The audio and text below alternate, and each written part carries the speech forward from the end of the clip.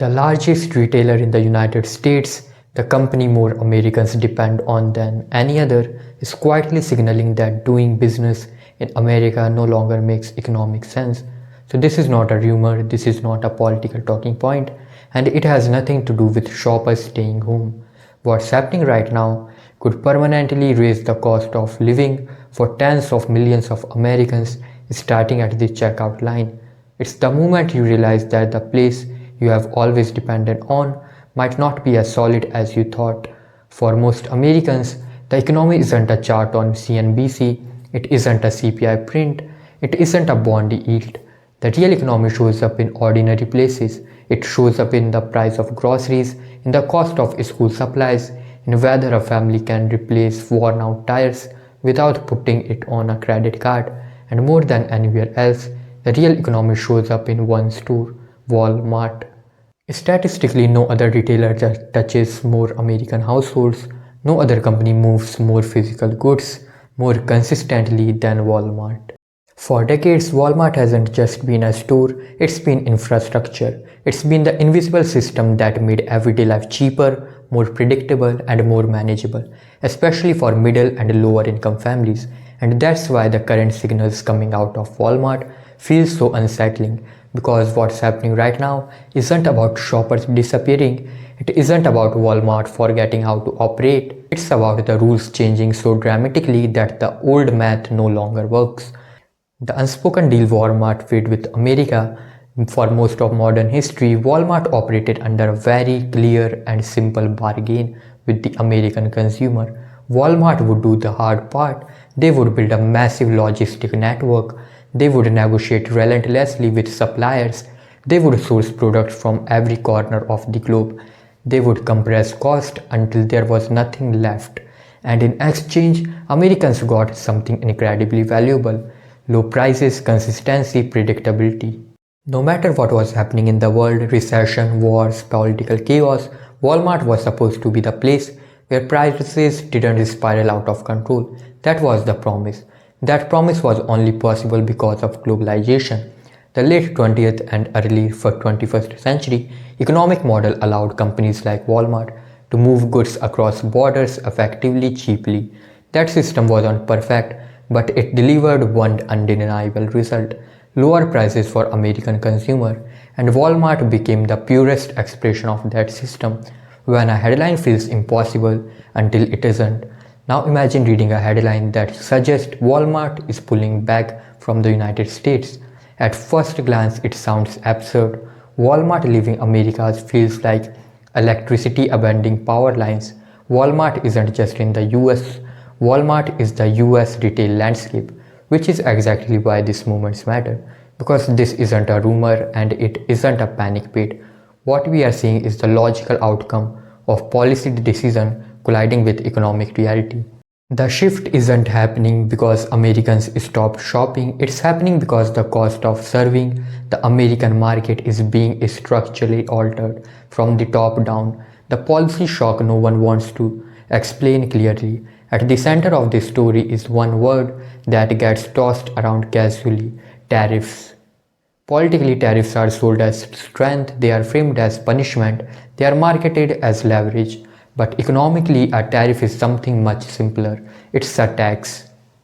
A tax paid at the border, a tax paid by foreign countries, but by the company importing the goods. When new aggressive tariffs are introduced, companies like Walmart don't get a patriotic discount, they get a bill, and that bill shows up before the product ever reaches a shelf. Why Walmart can't just absorb it?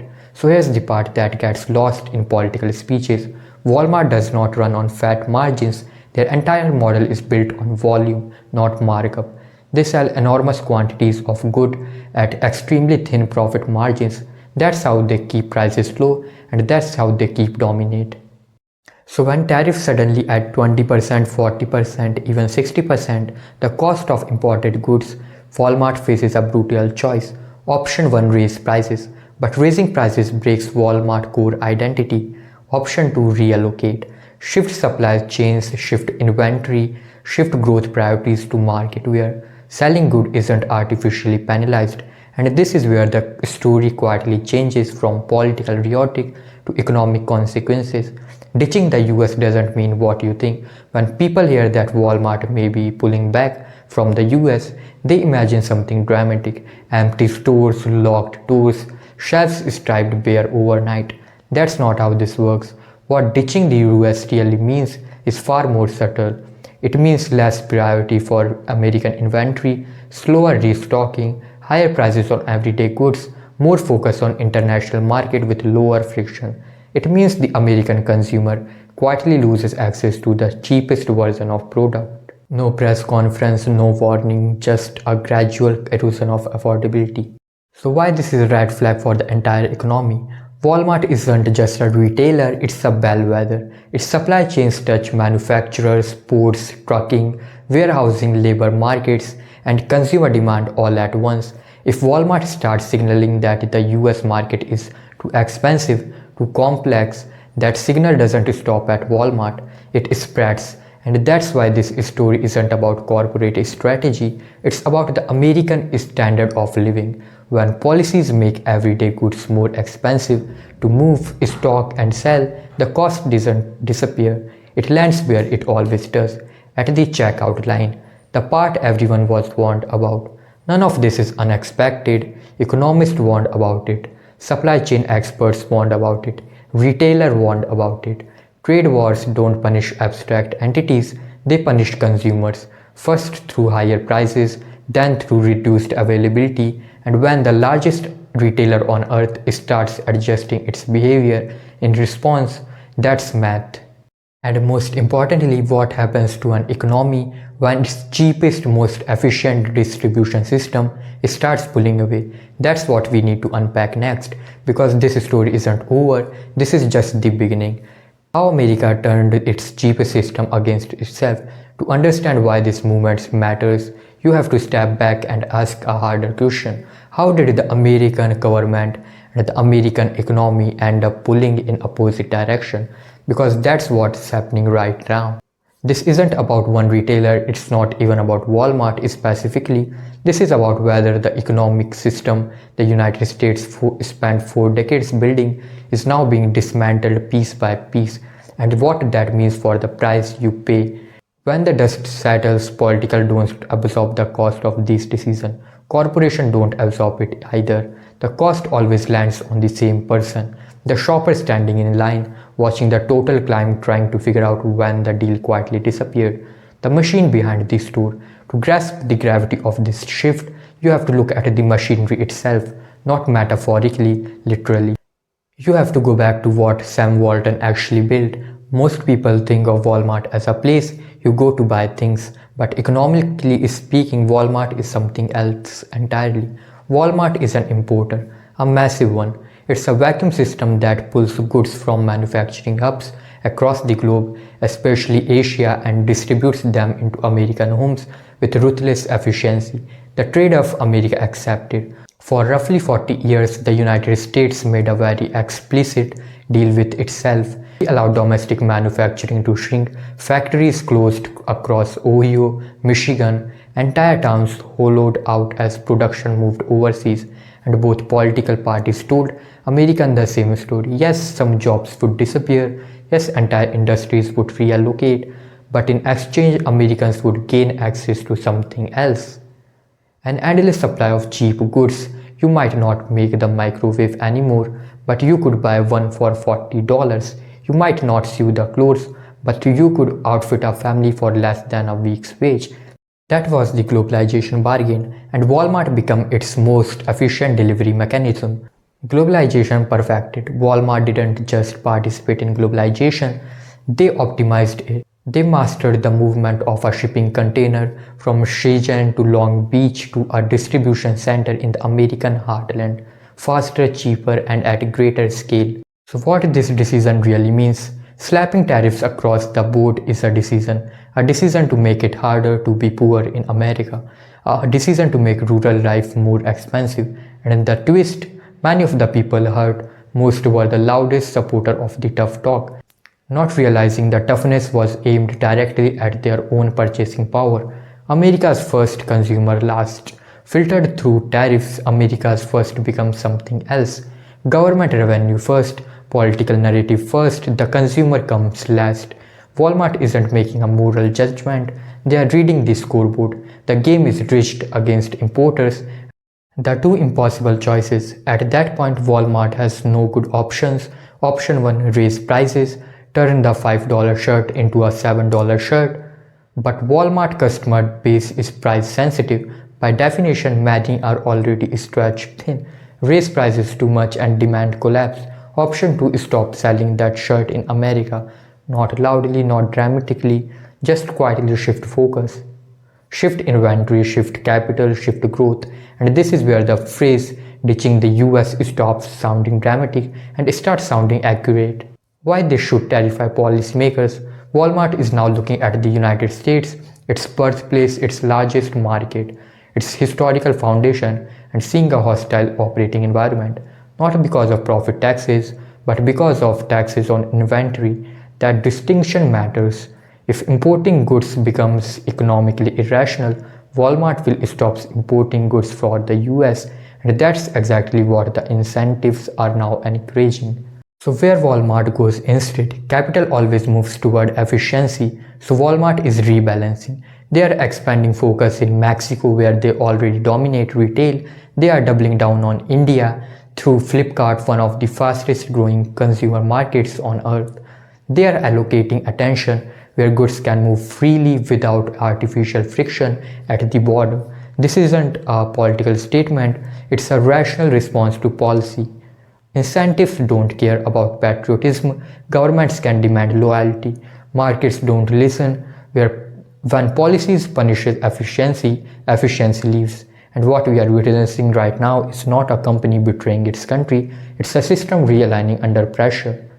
The incentives have changed and Walmart is responding in real time. Why this is bigger than Walmart? If the largest importer in the US begins pulling back, the effects don't stop at Walmart.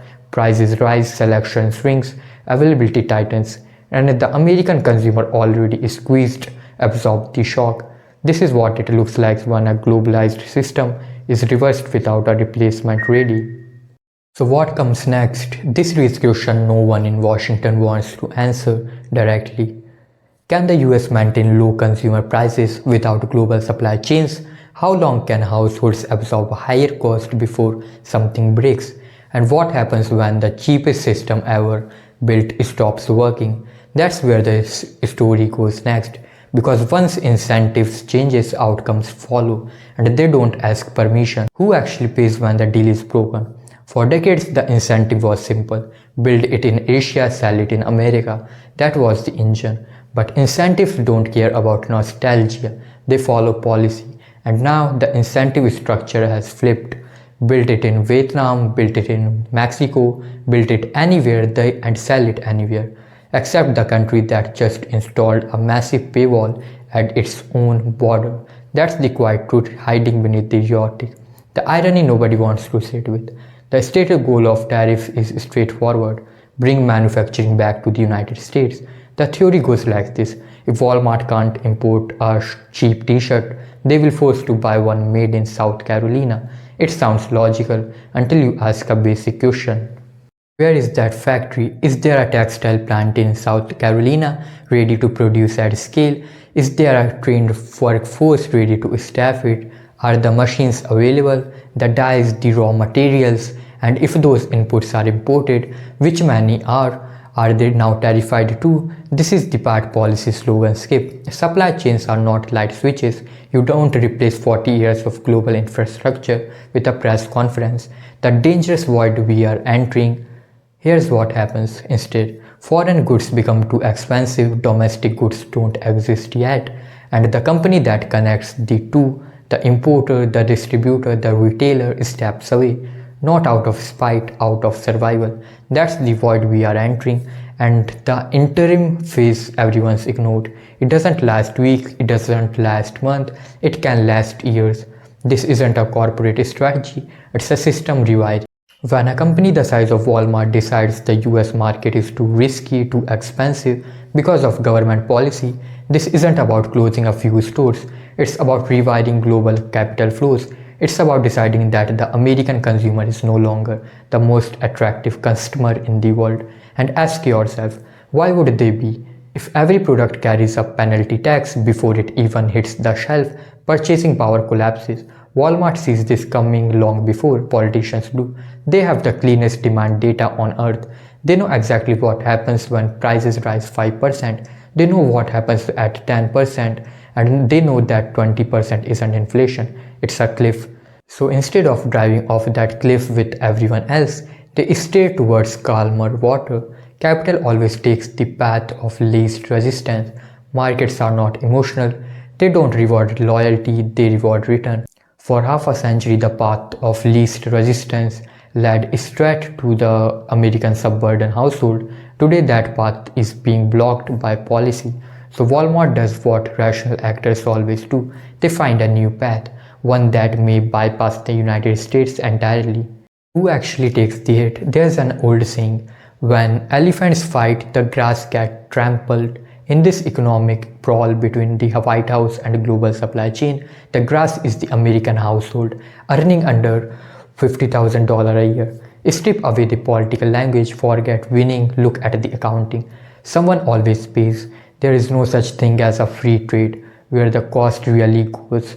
When Walmart faces higher tariff cost and they either raise prices or reduce exposure to the US market, that cost does not land where people are told it does. It is not paid by China, it is not paid by Vietnam, it is not paid by foreign factory owner. It shows up right here on the receipt in your hand immediately. The economic term nobody wants to say out loud.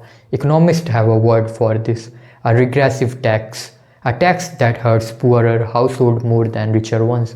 If you are a billionaire, a 20% increase in groceries does not register. If you are a single parent budgeting down to the dollar to make it to Friday, that increase isn't inconvenient, it's catastrophic. It's the difference between stability and crisis. The cruel paradox at the center of this policy. Here's the part that's hardest to ignore. Walmart's entire identity was built around serving cost-conscious consumers, people who need low prices the most. By targeting the supply chain that make those prices possible, the policy effectively taxes the very demographic it claims to protect. Money is taken out of working class pockets and reframed as patriotism. You are paying more for your own good, but who actually benefits follow the money. In the short term, the federal government collects tariff revenue. That money flows into the treasury. Then what happens? Subsidies. We have seen this movie before. During the last trade war, farmers lost exports markets due to retaliation. Then the government used tariffs money to write checks to the same farmers.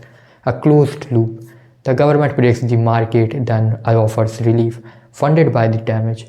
You pay for the crutch after your leg is broken.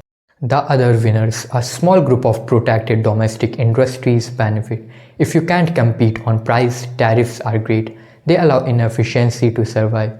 They reward lobbying power instead of innovation. And notice the imbalance here. When Walmart pushes back against tariffs, they are effectively fighting on behalf of consumers. When they give up, when they pivot away, that proxy fight ends. Walmart can survive, they have global operations, they have cash, they have alternatives. The family in rural Ohio does not. Access is the next crisis. This isn't just about prices, it's about availability. In large parts of America, Walmart isn't a store, it's an infrastructure. Grocery, pharmacy, clothing, auto care, financial service, all in one place. Often the only place. If Walmart scales back low margin goods or reduce its footprint, we don't just get higher prices, we get deserts, food deserts, pharmacy deserts, retail deserts, communities hollowed out not by nature but by policy. So what this decision really means? Slapping tariffs across the board is a decision to make it harder to be poor in America, a decision to make rural life more expensive.